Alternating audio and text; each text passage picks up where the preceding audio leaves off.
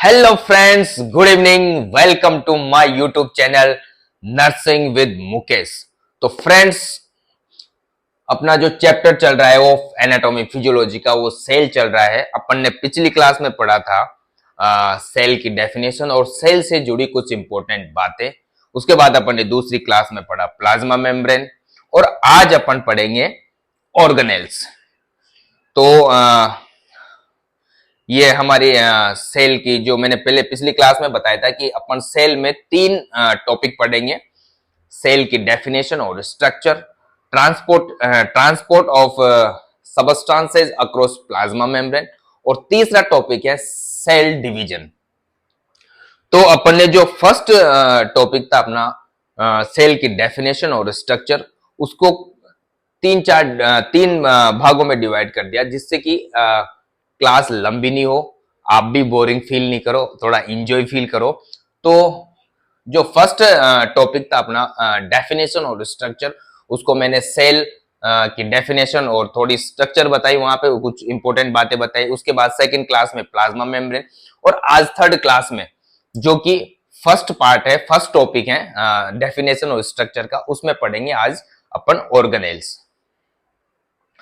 तो और दोस्तों, ज्यादा से ज्यादा क्लास को या इस वीडियो को शेयर करो, जिससे क्या इसका फायदा आपके फ्रेंड्स को, जो कोई गांव में रहता है, ऑनलाइन मतलब कोई क्लास नहीं ले पाता, तो उसके लिए बहुत ही बेनिफिट रहेगा। तो दोस्तों, स्टार्ट करते हैं आज ऑर्गेनेल्स।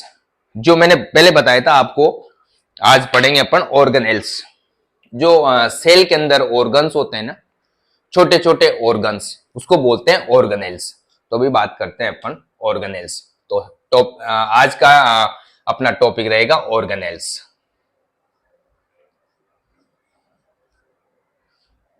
ऑर्गेनेल्स पिछली क्लास में मैंने बताया था दोस्तों आपको, ये सेल है अपनी, मान लो, ठीक है। अपन ने सेल के बारे में पढ़ा, सेल क्या होती है, smallest functional unit of the body, उससे जुड़ी कुछ इंपॉर्टेंट बातें पढ़ी थी। उसके बाद अपन ने पढ़ी थी प्लाज्मा मेम्ब्रेन, जो कि सेल को चारों तरफ से कवर करती है। प्लाज्मा मेम्ब्रेन और प्लाज्मा मेम्ब्रेन से जुड़ी कुछ इंपॉर्टेंट बातें, इसका फंक्शन क्या होता है, कौन कौन से प्रोटीन्स, कार्बोहाइड्रेट, कोलेस्ट्रॉल, इसमें क्या क्या होता है, कैसे फ्लूइड कोई भी सबस्टांसेस को अंदर और बाहर करती है। तो ये बातें अपन ने पिछली क्लास में की थी। तो आज अपन करेंगे ऑर्गेनेल्स की बातें। अब ऑर्गेनेल्स और ऑर्गन, उससे सिमिलर वर्ड है ये। ऑर्गन, ऑर्गन क्या है, ऑर्गन बड़ा होता है, कोई भी ऑर्गन होता है वो बड़ा होता है, और ऑर्गेनेल्स होते हैं वो छोटा होता है। मैंने अब इसके ऑर्गेनेल्स को अपन लिख सकते हैं, ऑर्गेनेल्स को कैसे लिख सकते हैं, स्मॉल ऑर्गन। क्या लिख सकते हो, स्मॉल ऑर्गन, जो सेल के अंदर पाए जाते हैं। सेल के अंदर जो स्मॉल ऑर्गन होते हैं या स्मॉल ऑर्गन होते हैं, उनको ही ऑर्गेनेल्स बोलते हैं। यहां तक कोई दिक्कत नहीं है। ऑर्गन्स होते हैं बड़े और ऑर्गेनेल्स होते हैं छोटे। तो सेल के अंदर मैंने फर्स्ट क्लास में बताया था, जस्ट इंट्रोडक्शन दिया था जब सेल का, तब मैंने आपको बताया था कि कौन कौन से ऑर्गन्स होते हैं। फिर भी मैं आपको एक बार बता दूं कौन कौन से ऑर्गन्स होते हैं। फर्स्ट होता है न्यूक्लियस, फर्स्ट होता है nucleus, mitochondria, mitochondria, ribosome, next होता है गोल्जी अपरेटस, नेक्स्ट होता है गोल्जी अपरेटस,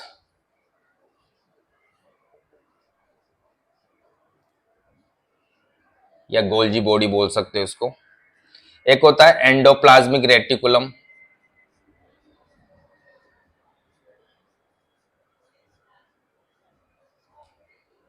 एंडोप्लाज्मिक रेटिकुलम ये दो प्रकार की होती है, रफ एंडोप्लाज्मिक रेटिकुलम और स्मूथ एंडोप्लाज्मिक रेटिकुलम।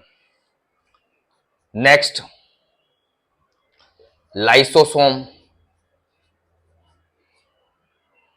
उसके बाद होता है साइटोस्केलेटल,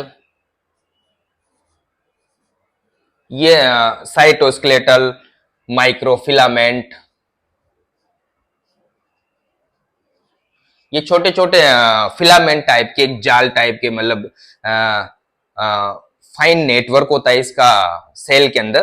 तो ये छोटी छोटी चीजें वो बाद में पढ़े, इसके साथ ही पढ़ेंगे अपन। सीलिया होता है, फ्लैजिला होता है, पर मेन जो इंपॉर्टेंट ऑर्गेनेल्स है वो nucleus, mitochondria, ribosome, Golgi apparatus, endoplasmic reticulum, lysosome, ये सारे इंपॉर्टेंट होते हैं। और फिर cytoskeletal, microfilament, cilia, flagella, microtubules, microtubules ये होते हैं। ये जो फिलामेंट टाइप के होते हैं, ट्यूब्स टाइप का भी ये माइक्रोट्यूब्यूल्स ट्यूब टाइप का होता है। ये होते हैं ऑर्गेनेल्स। अब इसमें एक एक करके अपन पढ़ेंगे। सबसे पहले स्टार्ट करेंगे न्यूक्लियस, फिर पढ़ेंगे mitochondria, ribosome, Golgi apparatus, endoplasmic reticulum. तो यहां तक कोई दिक्कत नहीं होगी दोस्तों। आपको घर पढ़ने की जरूरत नहीं है, यही क्लास में पढ़ा दूंगा पूरा, यही याद हो जाएगा आप। एक बार और रिपीट करते हैं। सेल में अपन ने पढ़ा था सेल की स्ट्रक्चर, उसके बाद सेल से जुड़ी कुछ बातें, फिर पढ़ी थी प्लाज्मा मेम्ब्रेन, जो प्लाज्मा मेम्ब्रेन फॉस्फोलिपिड की 2 लेयर से बनी होती है। अब आज पढ़ रहे हैं अपन ऑर्गेनेल्स। ऑर्गेनेल्स क्या होते हैं? स्मॉल ऑर्गन होते हैं। क्या होते हैं ऑर्गेनेल्स? स्मॉल ऑर्गन्स होते हैं। जो साइटोप्लाज्म होता है, ये साइटोप्लाज्म, सेल के अंदर जो फ्लूइड होता है साइटोप्लाज्म, उस पे लटके हुए होते हैं या उस पे स्थित होते हैं। ठीक है, ये जो मैंने रेड कलर से जो दिखाया है ये साइटोप्लाज्म है, यहां लिख लो साइटोप्लाज्म। ठीक है, या साइटोसोल, साइटोसोल भी बोलते हैं इसको। अगर न्यूक्लियस को हटा दे और ऑर्गेनेल्स और प्लस जो साइटोसोल होता है उसको मिला के अपन साइटोप्लाज्म बोलते हैं, न्यूक्लियस को हटा के। तो ये जो फ्लूइड है सेल का, इंट्रासेलुलर फ्लूइड, उस पे लटके हुए होते हैं ऑर्गेनेल्स, स्मॉल ऑर्गन्स होते हैं। और सभी ऑर्गन्स सारे अपने मतलब अलग अलग अपने अपने स्पेशल वर्क करते हैं, वो स्पेसिफाइड या स्पेशलाइज्ड वर्क करते हैं। ये अपने अपने काम बटे हुए, इनके डिवाइड हुए हैं काम, किस ऑर्गन्स ऑर्गेनेल्स को क्या काम करना है वो सारे अपन अब बात करेंगे, क्या क्या फंक्शन होते हैं इनका। तो दोस्तों ये था अपना organelles, nucleus, mitochondria, ribosome, Golgi apparatus, endoplasmic reticulum, lysosome. और ये फिलामेंट्स होते हैं, cytoskeletal, microfilament, cilia, flagella, microtubules, ये भी अपन डिस्कस करेंगे। तो सबसे पहले अपन बात करेंगे न्यूक्लियस की। क्या बात करेंगे? न्यूक्लियस की। यहां तक कोई दिक्कत नहीं होगी दोस्तों। अगर कोई दिक्कत हो तो कमेंट करके जरूर बताओ, ठीक है? यहां तक कोई दिक्कत नहीं आनी चाहिए, क्योंकि इतना डिफिकल्ट नहीं है, आपको समझ में आ रहा होगा, इजी तरीके से समझा रहा हूं आपको। अब अपन बात करेंगे न्यूक्लियस। किसकी बात करेंगे? न्यूक्लियस।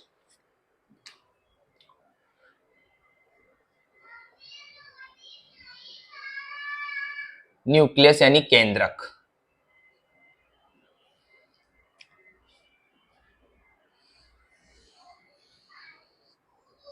थोड़ा गोल बना देते हैं।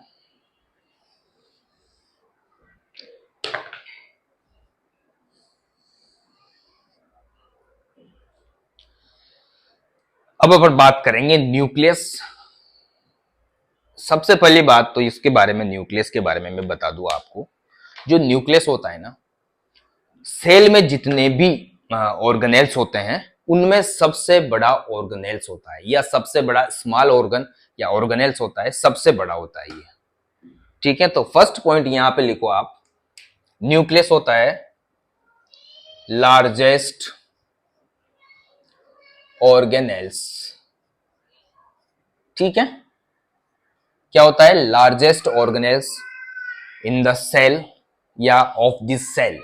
सेल का सबसे बड़ा ऑर्गेनेल्स होता है ये। और जितनी भी सेल्स हैं हमारी बॉडी में, जितनी भी सेल्स है उन सब में न्यूक्लियस पाया जाता है। क्या मैं सही बोल रहा हूं? सभी सेल में नहीं पाया जाता। ये स्टार लगा लेना दोस्तों, कई बार क्वेश्चन पूछा जाता है एग्जाम में। जो आरबीसी होती है ना, रेड ब्लड सेल, जिसको इरिथ्रोसाइट भी बोलते हैं, आरबीसी, वो भी कौन सी आरबीसी? Mature RBC. जो मैच्योर आरबीसी होती है उसको बोलते हैं इरिथ्रोसाइट। जो मैच्योर आरबीसी होती है इरिथ्रोसाइट, उसमें न्यूक्लियस नहीं पाया जाता। क्यों नहीं पाया जाता? क्योंकि जब अपनी आरबीसी का निर्माण कहां होता है? बोन मेरो में। जो बोन के अंदर लिक्विड भरा होता है, जो फ्लूइड होता है, उसको बोन मेरो बोलते हैं, और उसी में आरबीसी का प्रोडक्शन होता है। और जब आरबीसी प्रोडक्शन होता है, तब उस टाइम जब ये अर्ली स्टेज में होती है, जब छोटी बच्ची होती है, तब इसमें न्यूक्लियस पाया जाता है। पर जैसे जैसे ये मैच्योर होती जाती है, इसकी उम्र बढ़ती जाती है। कितनी उम्र होती है आरबीसी की? कमेंट करके जरूर बताना। आरबीसी कितने दिन तक जीवित रहती है? ठीक है, इसको कमेंट करके जरूर बताना दोस्तों। तो जो मैच्योर आरबीसी है उसमें न्यूक्लियस नहीं पाया जाता, क्योंकि इसका क्या काम होता है आरबीसी का? ये हमारी बॉडी में जो हीमोग्लोबिन होता है ना, एचबी बोलते हैं जिसको, हीमोग्लोबिन, अपन टेस्ट करवाते हैं ना, हीमोग्लोबिन कितना है, खून कितना है, मतलब 8, 9, 10, 11 जो अपना रेंज होती है तो उस हीमोग्लोबिन को कैरी करती है, हीमोग्लोबिन को कैरी करती है ये। और जब कैरी करती है तो अगर इसमें न्यूक्लियस होगा तो उसको हीमोग्लोबिन को कैरी करने में दिक्कत होगी, प्रॉपर हीमोग्लोबिन को कैरी नहीं कर पाएगी वो। तो इस वजह से जब ये मैच्योर होती है तो उस न्यूक्लियस को निकाल देती है वहां से, न्यूक्लियस को रिमूव कर देती है, न्यूक्लियस को क्या कर देती है? रिमूव कर देती है। और मैच्योर आरबीसी में न्यूक्लियस फिर नहीं रहता, वो बाहर निकाल देती है न्यूक्लियस को। तो यहां तक कोई दिक्कत नहीं होगी आपको दोस्तों। ये स्टार लगा लेना। बॉडी की, हमारी बॉडी होती है ह्यूमन बॉडी, उसकी जितनी भी सेल्स होती है उसमें सभी में न्यूक्लियस पाया जाता है, एक्सेप्ट इसको छोड़ के, मैच्योर आरबीसी को छोड़ के सभी सेल्स में न्यूक्लियस पाया जाता है। ठीक है, यहां तक कोई दिक्कत नहीं होगी। सबसे ज्यादा न्यूक्लियस जो पाया जाता है, ये कुछ मेन टॉपिक है, कई बार एग्जाम में क्वेश्चन पूछे जाते हैं। सबसे ज्यादा जो पाए जाते हैं स्केलेटल मसल्स। जो स्केलेटल मसल्स होती है, वो मसल जो अपनी बोन से जुड़ी होती है, बोन को सपोर्ट प्रोवाइड करवाती है, उनमें बहुत सारे न्यूक्लियस या न्यूक्लियाई पाए जाते हैं। मैनी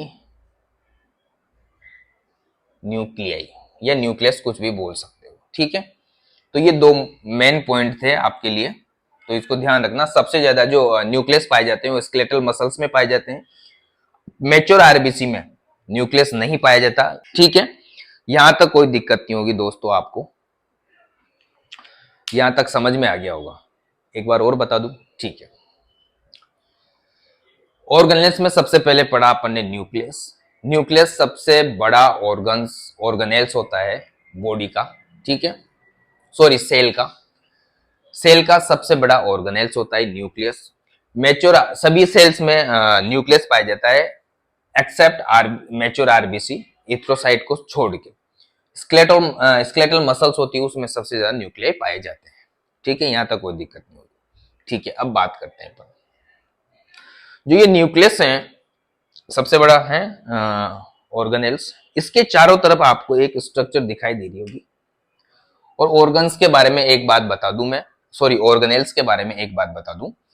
जितने भी ऑर्गेनेल्स है सेल में, सबकी अपनी मेम्ब्रेन है, सब अपने चारों तरफ से घिरे हुए होते हैं। ऐसा नहीं कि सिर्फ प्लाज्मा मेम्ब्रेन ही है जो सेल को कवर करती है, पर जितने भी ऑर्गेनेल्स पढ़ाऊंगा मैं, जितने भी ऑर्गेनेल्स हैं, सब में अपनी मेम्ब्रेन होती है, सब चारों तरफ से एनक्लोज होते हैं। ठीक है, तो इसी प्रकार न्यूक्लियस की भी, ये क्या है? न्यूक्लियस है, न्यूक्लियस।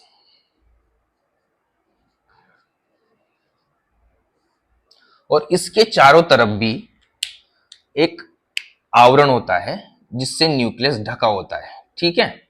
इसके चारों तरफ भी एक आवरण होता है जो चारों तरफ से ढका हुआ होता है। ये आवरण, ये न्यूक्लियस होता है जो चारों तरफ से घिरा हुआ होता है। इसको बोलते हैं न्यूक्लियर एनवेलप। क्या बोलते हैं? Nuclear envelope. एनवेलप नाम सुना होगा ना। एनवेलप होता है ना, एनवेलप में लपेट के अपन लिफाफा टाइप उसमें लपेटा होता है। तो ये एनवेलप है जिसमें पूरा न्यूक्लियस लिपटा हुआ होता है, ठीक है। यहां तक कोई दिक्कत नहीं होगी। तो दोस्तों, जितने भी ऑर्गेनेल्स होते हैं सेल के अंदर, सब में अपना एनवेलप होता है, सब में अपनी प्लाज्मा मेम्ब्रेन होती है। उसी प्रकार न्यूक्लियस में भी अपनी प्लाज्मा या मेम्ब्रेन होती है, उसको बोलते हैं न्यूक्लियर एनवेलप।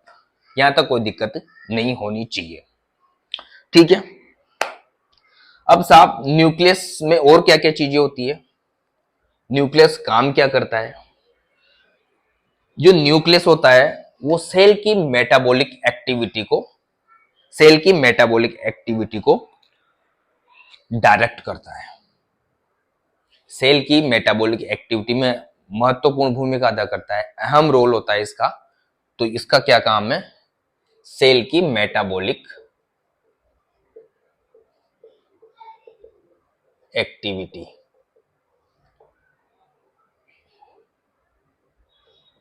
एक्टिविटीज, सेल की मेटाबॉलिक एक्टिविटी में अहम रोल निभाता है। और इसके अंदर, न्यूक्लियस के अंदर अपना जो जेनेटिक मटेरियल होता है, जेनेटिक मटेरियल,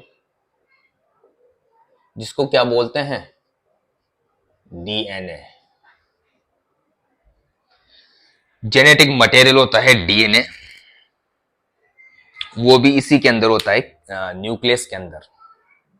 डीएनए की फुल फॉर्म पता है किसी को? कमेंट करके बताओ, मैं भी बता दूंगा। Deoxy ribo nucleic acid. एक होता है आरएनए राइबो न्यूक्लिक एसिड, और एक होता है DNA deoxy ribo nucleic acid. तो जो न्यूक्लियस होता है वो सेल की मेटाबॉलिक एक्टिविटी में अहम, महत्वपूर्ण, इंपॉर्टेंट रोल अदा करता है। दूसरा होता है जेनेटिक मटेरियल होता है इसके अंदर, उसको डीएनए बोलते हैं, deoxy ribo nucleic acid, deoxy ribo nucleic acid. तो यहां तक कोई दिक्कत नहीं होनी चाहिए आपको, ठीक है। अब बात करते हैं कि और क्या क्या चीजें होती है इसके अंदर। बहुत सारी चीजें होती है इसके अंदर। जब क्या होता है, जब ये न्यूक्लियस या सेल डिवीजन नहीं होती, सेल डिवीजन नहीं हो रही, सेल ऐसे ही रखी है, एक सेल है उसमें डिवीजन नहीं हुआ, नॉन डिवाइडिंग सेल बोल सकते हो उसको। नॉन डिवाइडिंग सेल में जो डीएनए होता है, नॉन डिवाइडिंग सेल में जो डीएनए होता है, यहां मैं बता दूं आपको, यहां लिख देता हूं। ये न्यूक्लियस है मान लो, ये नॉन डिवाइडिंग सेल है। तो इसमें ये जो डीएनए होता है ना,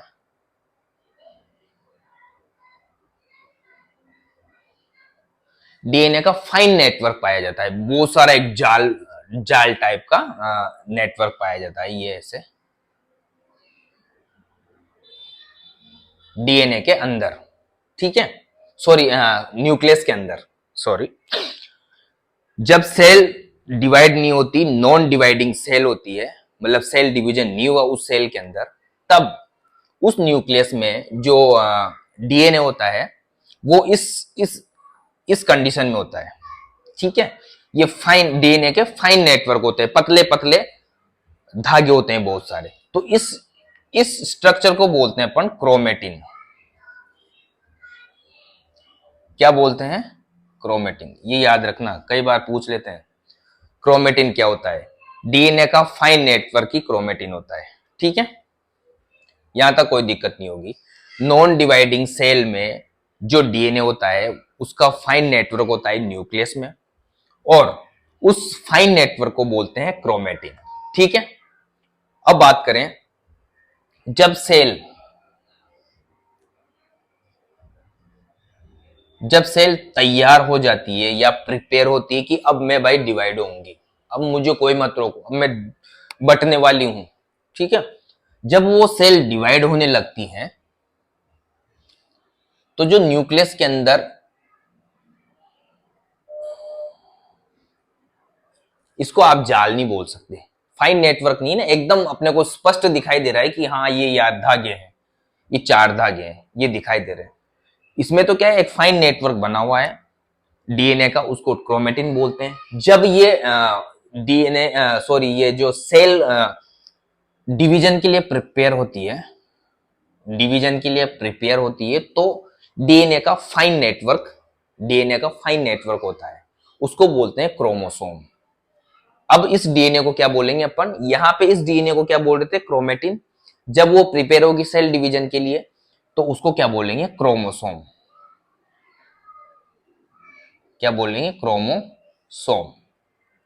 तो यहां तक कोई दिक्कत नहीं होगी, इसको बोलते हैं क्रोमोसोम। यहां तक कोई दिक्कत नहीं होनी चाहिए दोस्तों। एक बार और समझा दूं मैं आपको, यहां तक कोई दिक्कत नहीं होगी, यहां तक समझा देता मैंने। मेटाबॉलिक एक्टिविटी करता है, जेनेटिक मटेरियल होता है। अब मैंने बात की कि जो न्यूक्लियस के अंदर डीएनए का फाइन नेटवर्क होता है, उसको बोलते हैं क्रोमेटिन। जब ये सेल डिवाइड नहीं होती, नॉन डिवाइडिंग सेल में, ठीक है, नॉन डिवाइडिंग सेल में फाइन नेटवर्क होता है डीएनए का, उसको बोलते हैं क्रोमेटिन। उसके बाद जब सेल प्रिपेयर हो जाती है डिवीजन के लिए तो उसको बोलते हैं क्रोमोसोम। तो यहां तक कोई दिक्कत नहीं हो। क्रोमोसोम कितने होते हैं, 46। इसको बोलते हैं हिंदी में गुणसूत्र। आगे बात करेंगे अपन, बहुत पढ़ने को मिलेगा अभी तो ये। तो यहां तक कोई मोटी मोटी बात की अपन ने, ये पॉइंट याद रखना।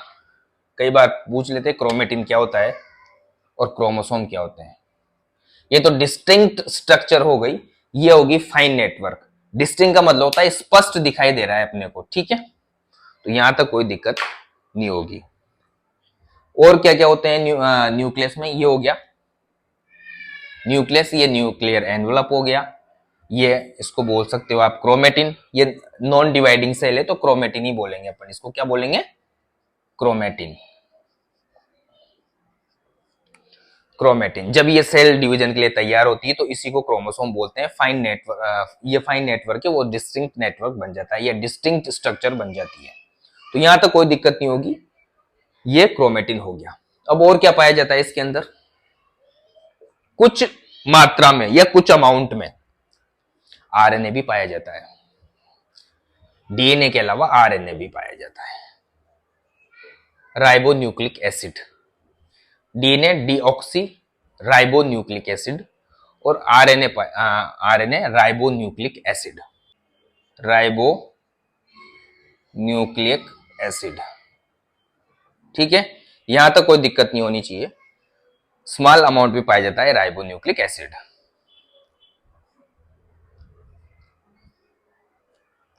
उसके बाद एक स्ट्रक्चर और पाई जाती है उसमें,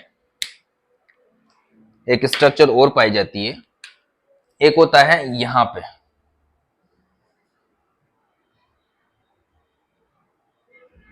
थोड़ा रफली स्ट्रक्चर होती है, रफली स्ट्रक्चर होती है, इसको बोलते हैं न्यूक्लियोलस। न्यूक्लियोलस,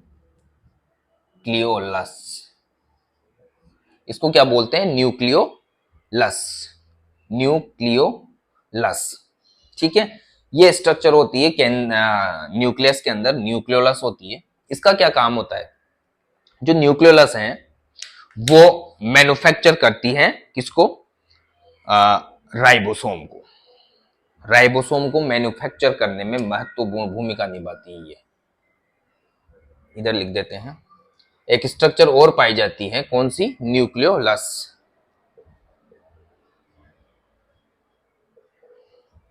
एक स्ट्रक्चर पाई जाती है न्यूक्लियोलस, इसका क्या काम है, मैन्युफैक्चरिंग, मैन्युफैक्चरिंग ऑफ राइबोसोम। ये क्या करती है, राइबोसोम को बनाती है, राइबोसोम का निर्माण करती है। और राइबोसोम क्या करते हैं, प्रोटीन सिंथेसिस।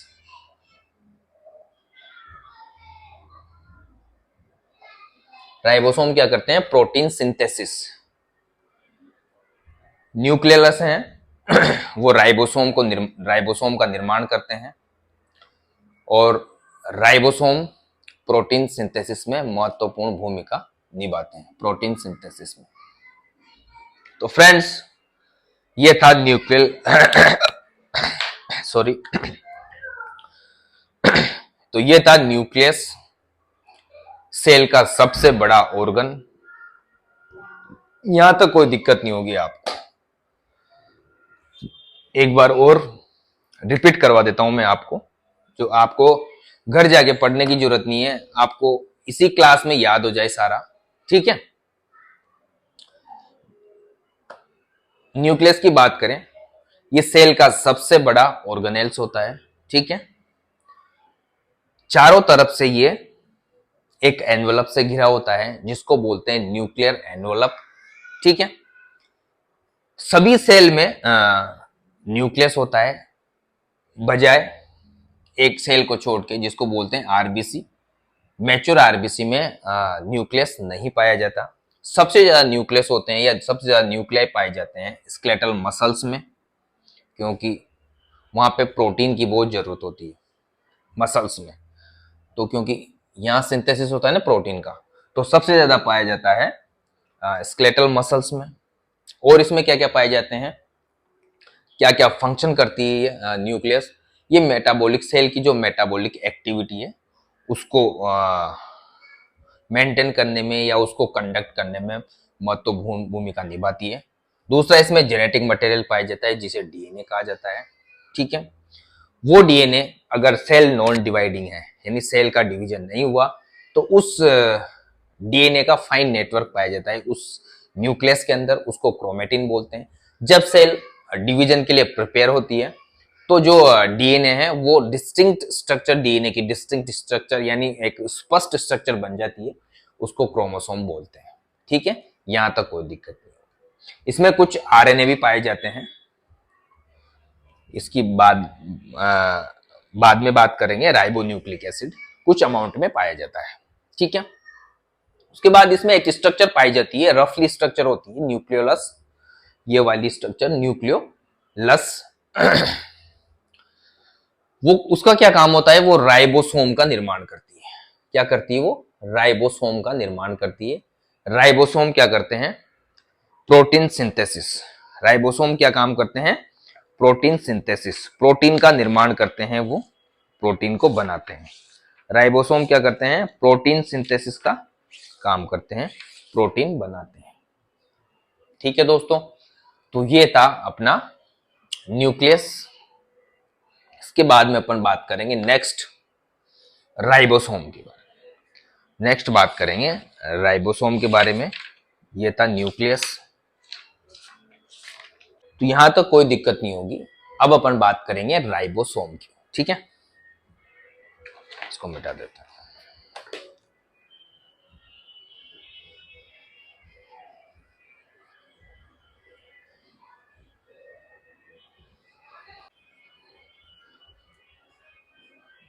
यहां तक कोई दिक्कत नहीं होगी आपको न्यूक्लियस में। इसके बाद अपन पढ़ेंगे राइबोसोम। कुछ इतना खास पूछते नहीं है ज्यादा एग्जाम में, सिर्फ फंक्शन पता होने चाहिए कि ये ऑर्गेनेल्स क्या फंक्शन करता है। इतना कुछ लॉन्ग क्वेश्चन नहीं बनेगा इसमें से, स्मॉल ऑब्जेक्टिव टाइप के या शॉर्ट आंसर टाइप क्वेश्चन बनेंगे इसमें से, ठीक है। तो अब अपन पढ़ेंगे राइबोसोम। छोटा सा टॉपिक है ये राइबोसोम। फर्स्ट अपन ने पढ़ा न्यूक्लियस, समझ में आ गया होगा, कोई दिक्कत नहीं आपको। दूसरा ऑर्गेनेल से अपना राइबोसोम। राइबोसोम क्या होता है, राइबोसोम अभी मैंने आपको बताया था, वहां पे न्यूक्लियस पढ़ रहे थे। जो न्यूक्लियोलस होता है ये वाला, ये क्या करता है, सिंथेसिस ऑफ राइबोसोम। ये भी राइबोसोम का निर्माण करता है, ठीक है। ये राइबोसोम का निर्माण करता है, मतलब राइबोसोम आसपास होंगे इसके जब ये निर्माण करता है, तो यही होंगे कहाँ ना कहाँ राइबोसोम। और राइबोसोम क्या काम करता है, प्रोटीन का सिंथेसिस करता है। तो सबसे पहली बात, राइबोसोम न्यूक्लियस के आसपास जो न्यूक्लियर एनवलप है ना, ये न्यूक्लियर एनवलप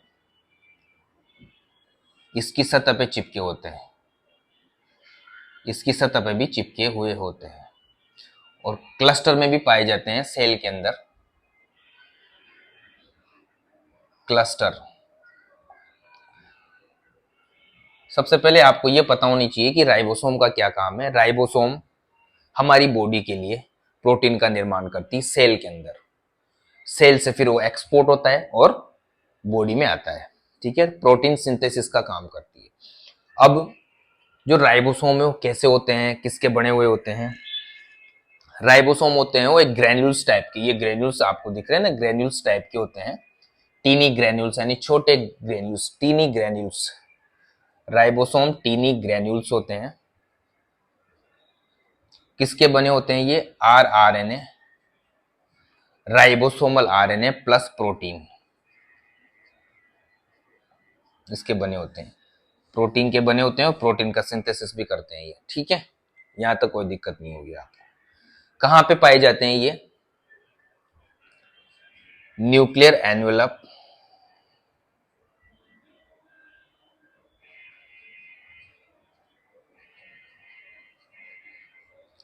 न्यूक्लियर एनवेलप और अब अभी पढ़ेंगे एंडोप्लाज्मिक रेटिकुलम। तो जो एंडोप्लाज्मिक रेटिकुलम मैंने आपको बताया दो टाइप की होती है, एक होती है रफ एंडोप्लाज्मिक रेटिकुलम, एक होती है स्मूथ एंडोप्लाज्मिक रेटिकुलम। जो रफ एंडोप्लाज्मिक रेटिकुलम, रफ किस लिए बनी है वो? क्योंकि उसकी सतह पर राइबोसोम होते हैं। जो रफ एंडोप्लाज्मिक रेटिकुलम होती है उसके ऊपर मैंने फर्स्ट क्लास में बताया था ना आपको, यहाँ पे स्ट्रक्चर बना के उस पे राइबोसोम लगा के। तो ये कहाँ पे पाए जाते हैं? न्यूक्लियर एनवलप में पाए जाते हैं, ये न्यूक्लियर एनवलप के आसपास पाए जाते हैं। दूसरा, ये रफ एंडोप्लाज्मिक रेटिकुलम में भी पाए जाते हैं। जब ये राइबोसोम क्लस्टर में होते हैं, जैसे ग्रुप ग्रुप बने होते हैं राइबोसोम का, तब ये प्रोटीन सिंथेसिस बहुत अधिक मात्रा में करते हैं, ठीक है।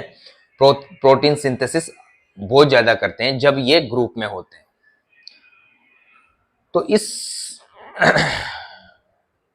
टॉपिक से यानी राइबोसोम से एक ही क्वेश्चन बनता है, पहला कि इसका फंक्शन क्या है, ये प्रोटीन सिंथेसिस का काम करता है, ठीक है।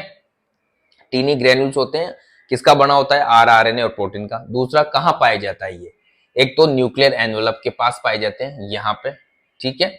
दूसरा पाया जाता है रफ एंडोप्लाज्मिक रेटिकुलम की सतह पे, या एंडोप्लाज्मिक रेटिकुलम की जो सतह होती है उसको रफ इसलिए बोलते हैं क्योंकि राइबोसोम वहां पे पाया जाता है, ठीक है। यहां तक कोई दिक्कत नहीं होगी।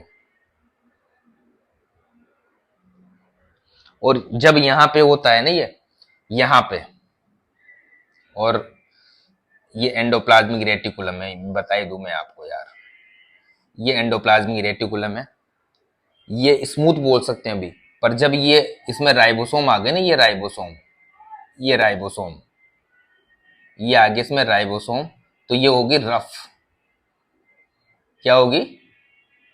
Rough ER, rough ER, rough endoplasmic reticulum, ठीक है। यहां तक कोई दिक्कत नहीं होगी। तो जब यहां पे होते हैं ये प्रोटीन सिंथेसिस करते हैं और सेल से प्रोटीन को बाहर निकालते हैं, एक्सपोर्ट करते हैं अपनी बॉडी के लिए। इसका राइबोसोम प्रोटीन का क्या एग्जांपल ले सकते हो? जैसे एंजाइम हो गए, सॉरी हार्मोन्स हो गए, हॉर्मोन्स,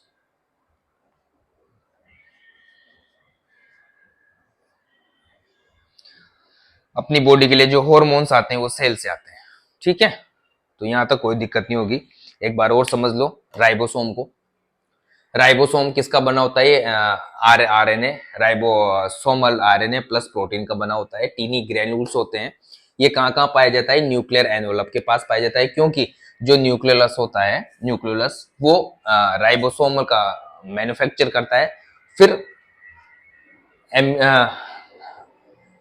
दूसरी जगह पाई जाती है रफ एंडोप्लाज्मिक रेटिकुलम, जो रेटिकुलम होती है वो उसकी सतह पे पाए जाते हैं, इसलिए उसको रफ एंडोप्लाज्मिक रेटिकुलम कहा जाता है, ठीक है।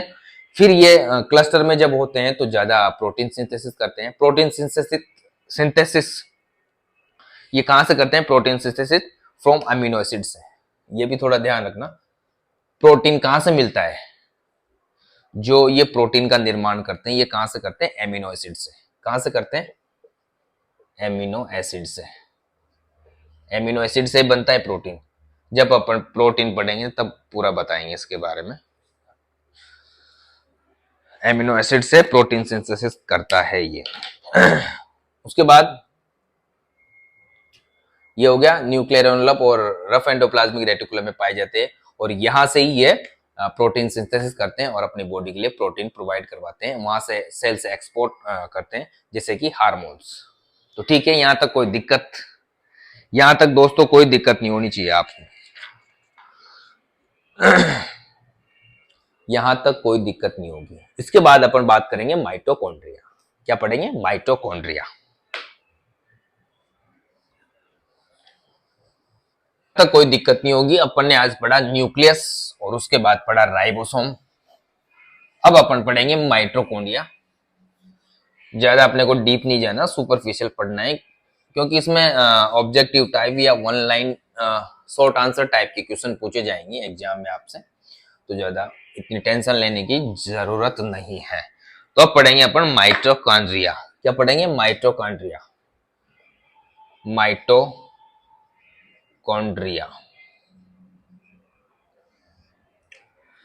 क्या होता है? अपने पिछली क्लासों में पढ़ा था, power house of the cell. Power house of the cell, ये हो power house of the cell. तो इसकी स्ट्रक्चर देख लेते हैं अपन।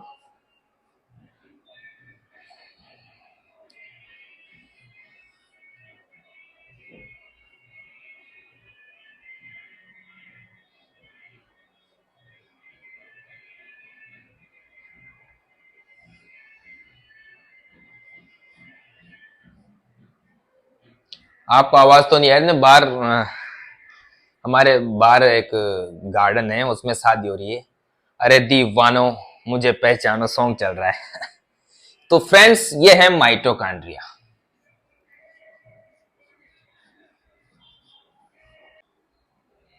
ये है माइटोकॉन्ड्रिया। साउसेग, साउसेग, साउसेग। इसकी जो शेप होती है, इस शेप को बोलते हैं साउसेग शेप। साउसेग शेप,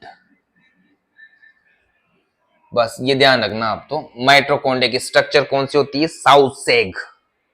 साउसेज भी बोल सकते हो या साउसेग भी बोल सकते हो।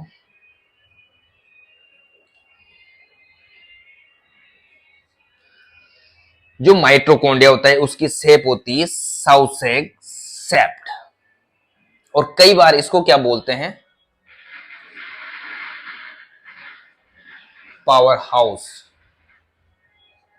Of cell. कई बार ये तो सबको ही पता है कि इसको power house of the cell बोलते हैं माइटोकॉन्ड्रिया को, बट कई बार ऐसे ही पूछ ले कि क्यों बोलते हैं भाई power house of the cell. इसलिए बोला जाता है power house of the cell, इसकी जो इनर लेयर होती है, मैंने पहले आपको बताया था कि जितने भी ऑर्गेनेल्स है सबकी अपनी क्या होती है? मेम्ब्रेन होती है। तो देखो, सब अपनी मेम्ब्रेन से घिरे हुए होते हैं, ठीक है। तो इसकी जो इनर लेयर होती है उस पे कुछ ऐसे एंजाइम पाए जाते हैं। क्या पाए जाते हैं? एंजाइम। ऐसे एंजाइम पाए जाते हैं जो एटीपी का सिंथेसिस करते हैं, एटीपी बनाते हैं। एटीपी क्या होता है भाई? एटीपी होता है एडिनोसिन ट्राइफॉस्फेट।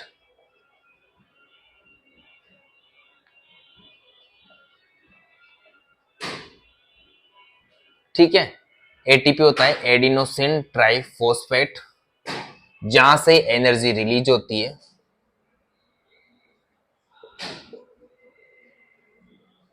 क्या होती है? एनर्जी। ये एडिनोसिन ट्राइफॉस्फेट है, यहां से ही एनर्जी आती है, क्योंकि ये एटीपी है, ये करेंसी है। क्या है? करेंसी ऑफ द सेल, एक मुद्रा है ये। किसकी मुद्रा? एनर्जी की मुद्रा, एनर्जी की करेंसी है ये, ठीक है। तो यहां से एनर्जी मिलती है सेल को, जिससे क्या है वो मेटाबॉलिक एक्टिविटी अच्छी तरह कंडक्ट कर सके और अपने फंक्शन को जो भी उसको मेटाबॉलिक एक्टिविटी में जो एनर्जी चाहिए वो सारी यहां से ले सके। तो ये है माइटोकॉन्ड्रिया। साउथ से एक सेप्म होता है, इसको power house of the cell कहते हैं, क्योंकि इसकी इनर लेयर होती है जो माइटोकॉन्ड्रिया की, उसमें पाए जाते हैं कुछ एंजाइम जो क्या करते हैं, एटीपी का सिंथेसिस करते हैं, एटीपी का सिंथेसिस करते हैं। और एटीपी है वो सेल की करेंसी है, एनर्जी की करेंसी। ठीक है, इसको सेल को एटीपी एनर्जी देता है। जब सेल इसको ब्रेक डाउन करती है, जब सेल इसको ब्रेक डाउन करती है तो वहां से एनर्जी लीज होती है। जब सेल इसको ब्रेक डाउन, किसको, एटीपी को ब्रेक डाउन करती है तो सेल एटीपी से एनर्जी रिलीज होती है और वो सेल को एनर्जी प्रोवाइड करते हैं, इसलिए इसको power house of the cell कहते हैं। अब सबसे ज्यादा माइटोकॉन्ड्रिया कहां पाए जाते हैं? सबसे ज्यादा जो माइटोकॉन्ड्रिया है वो उस जगह पाई जाएंगे जहां पर एनर्जी की जरूरत होगी। अब एनर्जी की जरूरत कहां होगी? जहां अपनी बॉडी में सबसे ज्यादा मेटाबॉलिक एक्टिविटी होगी, सबसे ज्यादा एक्टिव जो पार्ट या एक्टिव ऑर्गन्स जो भी होगा वहां पे सबसे ज्यादा माइटोकॉन्ड्रिया पाई जाएंगे। अब अपनी बॉडी में सबसे एक्टिव चीज क्या है, सबसे एक्टिव ऑर्गन क्या है? पहला सबसे एक्टिव ऑर्गन है जो सबसे ज्यादा मेटाबॉलिक एक्टिविटी करता है वो है लीवर। आपको पता है लीवर को क्या बोलते हैं? केमिकल फैक्ट्री या केमिकल लैब, ये आपको पता होना चाहिए। इतने सारे केमिकल्स, इतने सारे एंजाइम इस लीवर में रहते हैं, इस लीवर में सिंथेसिस होते हैं या ब्रेक डाउन होते हैं। आपको पता है एल्कोहल, जो अपन एल्कोहल पीते हैं वो कहां पे जाता है? लीवर पे। लीवर उसको एब्जॉर्ब करता है, वहां से ही वो एनर्जी भी देता है। और अगर ज्यादा एल्कोहल पीने से क्या होता है, तभी तो लीवर खराब होता है, क्योंकि सारा एल्कोहल एब्जॉर्ब कौन करता है? लीवर। ज्यादा एल्कोहल पीने से लीवर सिरोसिस हो जाता है। तो वो जब डाइजेस्टिव सिस्टम पढ़ेंगे या लीवर डिजीज पढ़ेंगे तब बात करेंगे। अभी अपन बात करें माइटोकॉन्ड्रिया की, तो सबसे ज्यादा माइटोकॉन्ड्रिया होता है लीवर में, क्योंकि सबसे ज्यादा मेटाबॉलिक एक्टिव होता है लीवर। उसके बाद मसल्स, कोई भी मसल्स उठा के देख लो आप, मसल्स सबसे ज्यादा उसके बाद मसल्स में पाए जाते हैं, क्योंकि मसल्स भी एक्टिव, कितनी एक्टिव रहती है मसल्स? अपने इनर जो मसल्स हो तो हमेशा एक्टिव रहती है। जैसे अपन कुछ खाते पीते हैं तो जैसे मसल्स ने काम करना स्टार्ट किया, एब्डोमिनल मसल्स ने या स्टोमक मसल्स ने हाथ ऊपर नीचे गए, ये सब मसल्स का खेल है। और वो सारी मसल्स ऐसी है जो अपने आप काम कर रही है, तो ये भी मसल्स भी मेटाबॉलिक एक्टिव है। उसके बाद आता है स्पर्मेटाजोवा। यानी स्पर्म को भी भाई साहब बहुत एनर्जी चाहिए। स्पर्म में अगर एनर्जी नहीं हो तो वो ओम को कैसे छेद करेगा, ओम में कैसे अंदर घुसेगा, ओम की जो वॉल है उसको कैसे तोड़ेगा? तो उसको भी बहुत ज्यादा एनर्जी की जरूरत होती है। स्पर्मेटाजोवा स्पर्म होता है, तो यहाँ पे सबसे ज्यादा माइटोकॉन्ड्रिया पाए जाते हैं। सबसे ज्यादा माइटोकॉन्ड्रिया कहाँ पाए जाते हैं? लीवर, मसल्स और स्पर्मेटोजोवा में। ठीक है, माइटोकॉन्ड्रिया क्या काम है? सेल को एनर्जी प्रोवाइड करना। ठीक है, यही था यहाँ पे माइटोकॉन्ड्रिया। तो दोस्तों कैसा लगा ये सेशन, ये क्लास? अभी बहुत सारे ऑर्गेनेल्स बचे हुए हैं अपने, endoplasmic reticulum, lysosome, Golgi apparatus, फिर माइक्रोफिलामेंट्स में पढ़ेंगे अपन। बहुत सारे फिलामेंट्स बताए थे मैंने आपको, सीलिया, फ्लेजिला, माइक्रोट्यूब्यूल्स, तो उनके बारे में भी बात करेंगे, क्योंकि आज की क्लास बहुत लंबी हो चुकी है, कम से कम 40 से 50 मिनट की क्लास हो गई। तो यहां तक फिर रिस्टार्ट करेंगे यहां से अपन को। यहां तक आज अपन ने पढ़ा न्यूक्लियस, राइबोसोम और माइटोकॉन्ड्रिया। तो यहां तक कोई दिक्कत नहीं होगी दोस्तों। ये माइटोकॉन्ड्रिया था। तो कमेंट करके जरूर बताना, अगर आपको कुछ कमी लगी तो वो कमेंट करके जरूर बताओ, और अच्छी लगी तो एक दिल जरूर भेजना। बाहर शादी हो रही थोड़ी, मैं भी नज़ारा देख लेता हूँ। तो दोस्तों मिलते हैं फिर कल नई एनर्जी के साथ, वही जोश के साथ। तब तक के लिए good night, love you, take care. चलो दोस्तों।